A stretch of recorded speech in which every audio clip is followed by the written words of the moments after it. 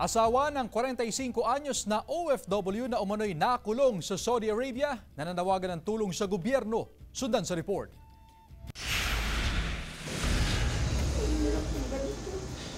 Nananawagan sa gobyerno si Abigail Fernandez na sana'y matulungan na makauwi sa Pilipinas ang kanyang 45 anyos na asawang si Rolando Fernandez na umano'y nakulong sa Riyadh, Saudi Arabia. Ayon kay Abigail, October 28 nang pumunta sa Jeddah si Rolando. Panatag raw noon si Abigail na makararating ng ligtas ang kanyang asawa, ngunit makalipas ng ilang araw, wala na raw balita si Abigail kung nasaan ang kanyang asawa.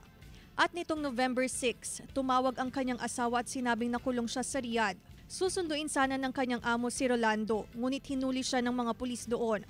Dumating po yung birthday ko, hinihiling ko na sana makausap ko lang siya kahit minuto. Tumawag po siya ng November 6 ng alas 3 ng hapon. Tapos sabi niya sa akin, bakit ka umiiyak? Sabi niya, kasi nawawala ka. Sabi ko, tapos sabi niya, nasa kulungan ako. Pero hindi niya sinabi kung saan kulungan siya. Naputol daw ang kanilang pag-uusap kaya hindi niya natanong sa asawa kung ano ang nangyari.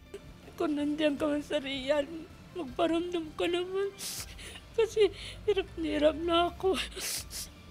Nakakaisip kung nasan ka, kung anong kalagayan mo ngayon.